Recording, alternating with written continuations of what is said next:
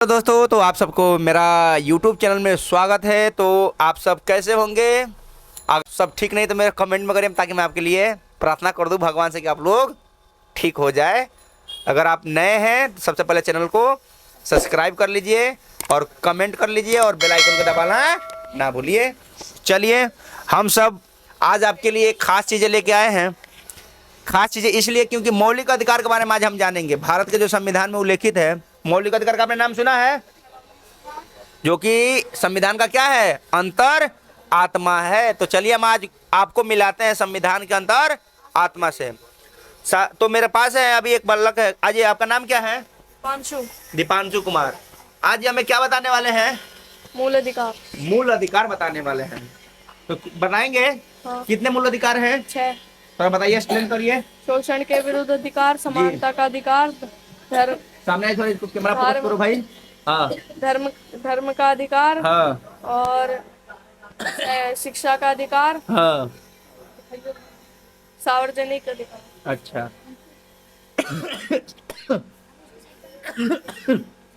समानता का अधिकार क्या है बताइए?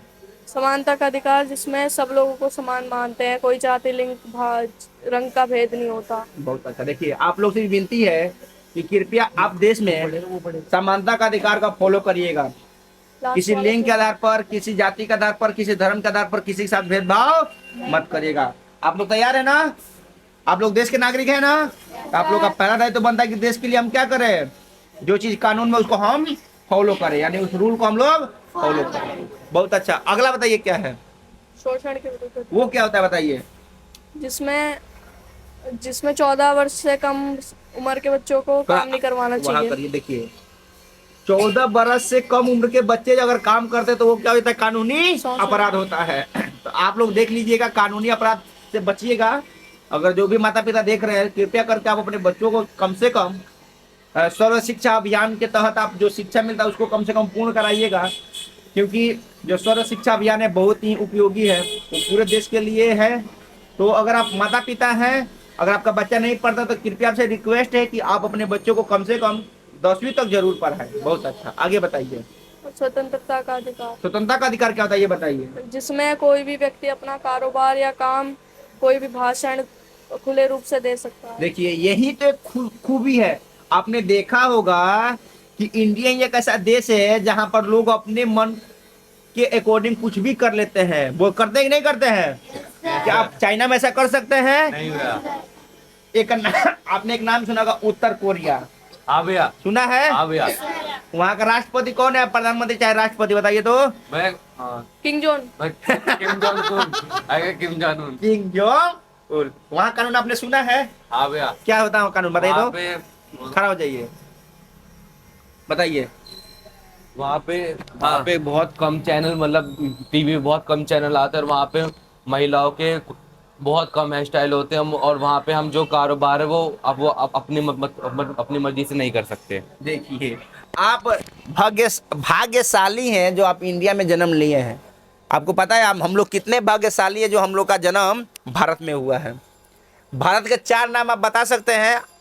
आप लोग से भी रिक्वेस्ट है कि भारत के 4 नाम कमेंट में लिखिएगा। पता है भारत का 4 नाम? बताइए, खड़ा हो जाइए। 2 नहीं, 4 बताना है। किसी को पता है भारत के 4 नाम? पता है?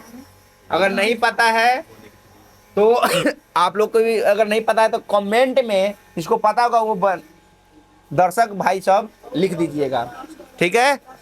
चलिए, तो भारत का मैं 4 नाम बता दूं? मैं बता दूं? बताना चाहेंगे? आइए, एक मैं बता दूंगा। आइए बताइए क्या क्या? भैया, एक सोने की चिड़िया। अच्छा। और एक हिंदुस्तान। अच्छा। और एक इंडिया। अच्छा। आपने तो भाई सोने का चिड़िया से लोग, सोने का चिड़िया तो बोला जाता है लेकिन उसका नाम अलग है। देखिए, एक है आर्यवर्ता, एक है भारत, एक है हिंदुस्तान और एक है इंडिया, ठीक है? फिर रिपीट कर दूं, आर्यवर्त, भारत, हिंदुस्तान और इंडिया। आप लोग भी याद कर लीजिएगा, ठीक है? चलिए अगला बताइए। तो अब बैठ जाइए। हमें बात कर रहे हैं मौलिक अधिकार। हमने कितना अधिकार जाना है? 3 अधिकार जाना ना। पहला समानता का अधिकार, दूसरा शोषण के विरुद्ध अधिकार और तीसरा स्वतंत्रता। देखिए, समानता मीन्स कानून सबके लिए क्या है? एक समान है। शोषण के विरुद्ध अधिकार यानी 14 वर्ष से कम उम्र के बच्चों को काम कराने पर हम क्या करते हैं, कानूनी अपराध। और तीसरा है स्वतंत्रता का अधिकार। हम भारत में जन्मे हैं तो हमें एक संविधान के द्वारा मौलिक अधिकार मिला, वो है मूल अधिकार, वो है स्वतंत्रता का अधिकार। आप देखते हैं कि कहीं भी किसी भी राज्य में जाकर आप कारोबार कर सकते हैं, किसी के सामने किसी के संगठन में आप जुड़ सकते हैं। यह आज़ादी है कि नहीं है? बिल्कुल आज़ादी है। अगर दूसरे देश में आप ऐसा, कई देशों में ऐसा सुविधा उपलब्ध नहीं है। आपने सुना होगा राजतंत्र का नाम सुना है, जहां राजा का शासन चलता है। तो राजा का शासन में लोकतांत्रिक भावना का कोई कदर नहीं होता। इसीलिए आप लोग अपने आप को गौरवशाली मानिए कि हम भारत में जन्मे हैं। ठीक है, चलिए अगला बताइए कौन सा है। धार्मिक स्वतंत्रता का अधिकार। देखिए, धार्मिक स्वतंत्रता का अधिकार। भारत एक ऐसा देश है जहां अनेकों धर्म का क्या होता है, निवास स्थल है कि नहीं। यहाँ जैन भी रहते हैं, बौद्ध भी रहते हैं, हिंदू भी रहते हैं, मुस्लिम भी रहते हैं और सिख ईसाई सब आपस में मिलकर भाई भाई रहते हैं। रहते कि नहीं रहते हैं? इसीलिए बोला गया कि भारत अनेकता में एकता का प्रतीक है। ठीक है, चलिए बताइए उसके बारे में बताइए क्या है। इसमें प्रत्येक व्यक्ति कोई भी धर्म अपना सकता है और उसका प्रचार प्रसार कर सकता है। बिल्कुल, बहुत अच्छा आपने बताया। देखिए, धार्मिक स्वतंत्रता का अधिकार हमें ये अधिकार प्राप्त करवाता है कि हम किसी भी धर्म में जाकर के जुड़ सकते हैं, उसका प्रचार प्रसार कर सकते हैं। ठीक है, लेकिन हम लोग गर्व से कहेंगे कि हम हिंदू हैं, कहेंगे ना, क्योंकि हमारा जो जन्म हुआ है वो भारत में हुआ है, हम हिंदुस्तान में जन्मे हैं और हम गर्व से कहेंगे कि हम हिंदू हैं। ठीक है, हमारा सनातन धर्म सबसे प्राचीन धर्म है कि नहीं है? चलिए और भी बताइए आगे। सांस्कृतिक और शिक्षा का अधिकार। सांस्कृतिक और शिक्षा का अधिकार बताइए क्या इसमें है। कोई भी व्यक्ति अपनी संस्कृति की रक्षा और विकास के लिए संस्थान खोल सकता है। बिल्कुल बिल्कुल, बहुत अच्छा। देखिए यहाँ आपने एक बार रिपीट कीजिए फिर। इसमें कोई भी व्यक्ति अपनी संस्कृति की रक्षा और विकास के लिए कोई भी संस्थान खोल सकता है। देखिए, आपने देखा होगा कि हर व्यक्ति अपना अपना संस्थान खोलता है। जैसे कि आप देखते हैं कि मंदिर मस्जिद बनाया जाता है, उसमें हम कुछ चीज़ें अपने संस्कृति को प्रकट करते हैं। अगर हम मंदिर में जाते हैं तो क्या करते हैं, पूजा करते हैं। मस्जिद में लोग जाते हैं, नमाज पढ़ते हैं। गिरजाघर में लोग प्रार्थना करते हैं और गुरुद्वारे में लोग गुरु गोविंद सिंह का क्या करते हैं, पाठ करते हैं। करते कि नहीं है? गुरु नानक देव जी का भजन करते हैं। तो सभी धर्म हमारे लिए एक समान है। हम सभी धर्म को खुले दिल से स्वागत करते हैं और उनका बहुत सम्मान करते हैं, क्योंकि हम क्या है, हिंदुस्तान के रहने वाले लोग हैं। हम सब आपस में मिल के भाई भाई हैं, तो हमें गर्व है कि हम हिंदुस्तान में हैं। बहुत आपने अच्छा बताया। अगला क्या है बताइए। संवैधानिक उपचार का अधिकार। देखिए, संवैधानिक उपचार का अधिकार, ये बताइए क्या होता है। इसमें अगर किसी व्यक्ति को लगता है कि राज्य द्वारा उसके मौलिक अधिकार का उल्लंघन हुआ है तो वह कोर्ट में जा सकता है। देखिए, बहुत अच्छा, बैठ जाइए। बहुत आपका धन्यवाद। आपका फिर नाम बताइए अपना। दीपांशु। देखिए दर्शक भाई साहब, ये दीपांशु कुमार है और इनको सभी मौलिक अधिकार पता है। बहुत आपसे अच्छा लगा कि आप मौलिक अधिकार कम से कम सब जानते हैं। बैठ जाइए। Thank you so much. चलिए अब मैं आपसे कुछ बताता हूँ। जैसे कि हमारे बच्चे दीपांशु कुमार जी ने बताया कि 6 मौलिक अधिकार हमें प्राप्त है। स्वतंत्रता का अधिकार, समानता का अधिकार, शोषण के विरुद्ध का अधिकार, धार्मिक स्वतंत्रता का अधिकार, स्वतंत्रता का अधिकार, शैक्षिक और सांस्कृतिक का रक्षा के लिए अधिकार है, और एक संवैधानिक उपचार, जिसमें आप, अगर आपको लगता है कि राज्य आपके मौलिक अधिकारों के साथ कोई अगर गलत उपयोग कर रहा था, आप कहाँ जाएंगे? डायरेक्ट कोर्ट में, और बोलेंगे कि सरकार हमारे साथ, राज्य सरकार क्या किया, गलत किया।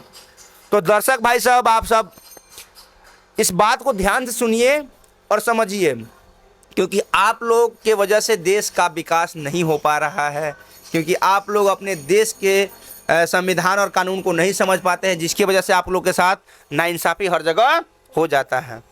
तो आज का जो क्लास था हम लोग का, वो था संविधान के कुछ मूल अधिकार, जिसके रिप्रेजेंटेंट हमारे जिसके बारे में हमारे दीपांशु कुमार जी ने बताया। बहुत अच्छा बताया था। मुझे भी बहुत खुशी हुआ, कम से कम इनको आज के जनरेशन में इतना पता है। आगे आप क्या बनना चाहेंगे? Army officer. क्या? Army officer. आर्मी ऑफिसर बनना चाहते हैं, तभी तो देश के प्रति इनको इतना लगाव है। किसको किसको देश के प्रति लगाव? जरा हाथ खड़ा करिए तो बताइए। सब लोग अच्छा बताइए, देश के प्रति लगाव है। एक मिनट। महात्मा गांधी को कौन जानता है? सुभाष चंद्र को कौन जानता है? सुभाष चंद्र को जानते हो तुम लोग? जो हमारे देश के एकदम कड़क नेता थे और लीडर थे, और एकदम आर्मी के एकदम कड़क ऑफिसर थे। कौन बताएगा उनके बारे में? सुभाष चंद्र बोस जी के बारे में बताइए। लो, नाम तो सब लोग सुना है, लेकिन उनका जीवनी कोई नहीं पढ़ा है। तो मैं बता दूं कि वो देश के लिए अपने सब कुछ कुर्बान किए।